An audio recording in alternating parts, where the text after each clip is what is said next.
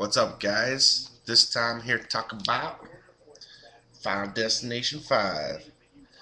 Now, I gotta say, I was a really big fan of this series until parts 3 and 4 came along and kind of killed off my enthusiasm. But the first one, I loved that movie so much. And the opening accident in it, the plane crash, was so effective on me that I avoided flying for 10 years. And the last time I did fly, which was last year, was not a pleasant experience. Um, I don't know why either. There's tons of movies with plane crashes and shit, but that fucking one, that was the one that made it like real to me. Like, oh, that's what it would be like. That would suck. And for some reason, got me really scared. But what I like about the films in general is that there's no real killer. The killer is death, and it's constantly trying to like make you scared of, and it builds tension out of the smallest things. Anything. Like, you can look around at any object around you and somehow it could kill you. Like, that's what they're good at in these movies. Like, a puddle of water, a loose screw, wind blowing in a certain direction, a little crack in something. And you just, a knife is balancing on the edge of a shelf or something. It's just things like that. And you could actually look around you in the real world afterwards and be like, oh, maybe that's not safe, maybe that's not safe. That's what's fun about the movies. And they just kind of got goofier and goofier as it went along. And the third one was not as good as the first two. Like, the first two had great opening accidents. The first one in particular had characters that I thought were likable and good kills. And I don't know, but just something about the third one was just fucking goofy as shit. And then the Final Destination, I just I remember seeing it, but I remember nothing about it. I don't remember any of the kills. I remember it felt like a total rush job, and it was just overall shitty. Like, the opening accident was not that good.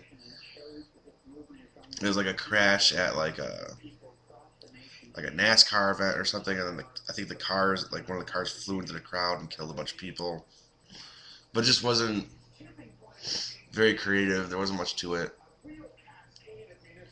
I just remember the last one felt like this total rush job. It just kind of sucked. It just kept getting stupider and more convoluted and this and that. This one's kind of like back to basics, and I think it's way better than it deserves to be. It's better. Let me put it this way: it's better than 3 and 4 by a lot. It's a lot of fun. I was very surprised by it. Um, the opening accident that these kids escape, and then if you've ever seen these movies, what it is someone will have a premonition of a terrible accident happening, and they'll get them and their buddies out of there, and then the accident does happen. But they were meant to die. It's an interesting premise for a series. It's like people that escape their fate. Like, it actually was their fate to die, and now so death is gonna find a way to kill them. And the opening accident here is like a bridge collapse, and maybe not the most creative of opening accidents, but it's quite the spectacle. It's pretty fucking cool looking. There's some crazy kills in it, and there's crazy kills throughout this fucking one.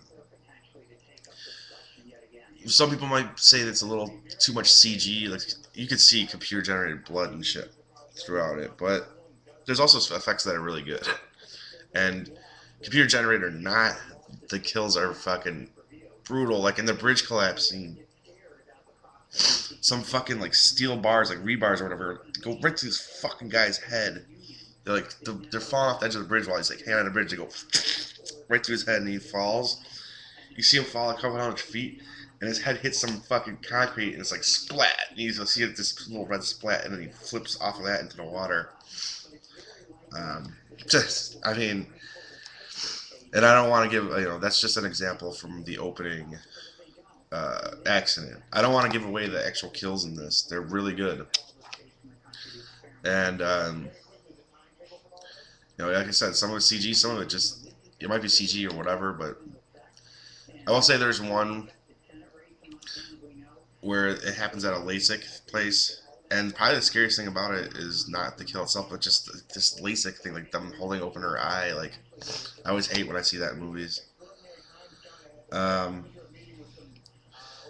but as a good example, like there's one that happens um, with a gymnast, and the whole like I don't want to give up how they die, but like the whole setup for it is like you watching a little screw on a balance beam, and you're watching like a fan, you're watching all these different things, and you're like, oh man, something terrible is gonna happen, but which direction is it gonna come from? How is it gonna happen? And like you're kind of led one way in it, and the actual death, like an accident, happens slightly different than how you expect, way different than how you expect. That's what's fun about these movies when they're good, which I think Final Destination 5 actually is pretty good. Not really about the actors or anything or the story. It's just good set of kills basically, and it's fun. And this one actually has like a bit of a sense of humor in it. I think they all have a little bit of sense of humor, but this definitely has like this dark humor going on. It probably helps that um, this is basically a bunch of people that all work in a office together, office slash factory together, which is a lot. But one of the guys that works with them, like one of their supervisors, is played by David Koechner, who you've seen in all sorts of comedies. Probably the one that sticks out to me is Anchorman. He's like the guy that's like he's like kind of balding on the top, and he's funny. But it's just the movie in general has like a certain sense of humor to it. Um, it's surprising too. Like this director is basically a first-time director, except he was second unit director on Avatar, Haunted Mansion, Rocky and Bullwinkle, and Titanic. So he's got some like work under his belt. But this is like him stepping up, and I thought I did an alright job. The more interesting thing is the script's by Eric Heiserer, who has done some of the most hated films of the last couple of years. He did the Nightmare on Elm Street remake, I did not like. He did the Thing remake, which I didn't think it was very good. And a lot of people don't like these movies at all. And I don't blame them. But this one, I think he respected the series. He had nice little nods to the previous ones, especially the first one. Um, yeah, I mean, yeah, this series is goofy and kind of corny at this point, especially this shit with Tony Todd. But this movie kind of realizes it's goofy. It's like we'll just give you the fun. But yeah, good kills, sense of humor. What more do you really need? Um, and then it has a very strong twist at the end, which was kind of spoiled for me, but I will not spoil it for you. I'll just say that there's a twist at the end of this that makes it a little better than just all right. Like it seals the deal. Like you're gonna be kind of on board by the end, but the ending will seal the deal for you, especially if you're a fan of the series and you've been watching it since the beginning. Really cool twist. It really is. I enjoyed it a lot. It kind of ties everything together, brings the series like full circle, and it kind of reveals what this one is. And the thing is, I knew going in that there's this twist ending, and I was looking for little clues that could let you know. See, I'm trying. I'm really trying not to spoil this, but I will say that if you watch the movie a second time, you will notice hints that the setting is not what you think it is. Okay, that's the best way I could say it without totally giving it away. But there are hints that the setting is, I don't know, different than you might assume. you probably go in assuming one thing, but it's actually another. If you pay close enough attention, you're gonna notice like, hey, certain things don't seem. I don't want to use the word because I'm trying to avoid saying what the twist here, but just fucking watch the movie, man. It's 92 fucking minutes of fun, good twist at the end, great kills. This really got me back on board, and I could go for another Final Destination after this one. If they're all as fun as this, I could keep coming back every couple of years to this if they're all as good as this. But I don't see them. You can't do the ending of this one again. That's the problem. So it, at the same time, it would be nice to see them take a break. But this was actually quite a success. I think they're all, even the last two, the Final Destination and Final Destination 3, I think they were successful because otherwise they wouldn't keep pumping them out every couple of years. But like this one had a budget of 40 million, which dude, they got there's a lot of cool stuff in that for 40 million. So they get they put all that 40 million to work. But box office did 160 million, 157 million. So they made their money back again and again and again. So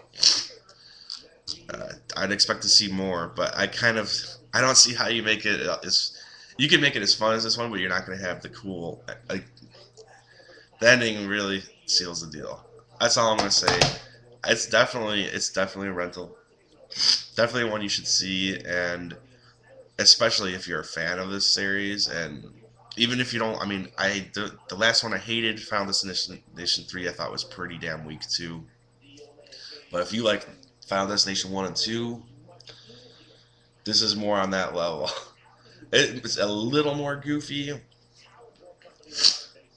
but you kind of think about it. The other ones, they're kind of goofy too. Like Final Destination 2 is it's pretty goofy. Yeah, it's brutal, but it's also goofy. Oh, and one thing I forgot to mention is there is a cool twist with the premise in this one. I don't remember in the earlier ones. I'm pretty sure that wasn't. But basically, Tony Todd, the coroner, he's like a coroner. He comes up to them and he's like, he always explains to the kids what it is. Like death, you've cheated death, and now death is gonna get you. But they did a little spin on that here, where he's like, well, if you want to, you shorted death, and so he needs a soul. Death needs a soul. So you're either it's gonna come get you, or you could give death someone else's soul to take your place. Basically telling them like, oh, you could if you kill somebody, if you kill an innocent person or someone else, then you could get to live because then death will be like satisfied. Which I honestly don't remember in the other ones. If they were in any of the other ones, then I'm an idiot. But I thought that was like a nice new twist to the whole premise, and then one that you know the, allows for a few like human villains if you think about it, instead of just death and the wind and fate coming to get them. Because if they take that advice to heart, then they have to go kill people, right?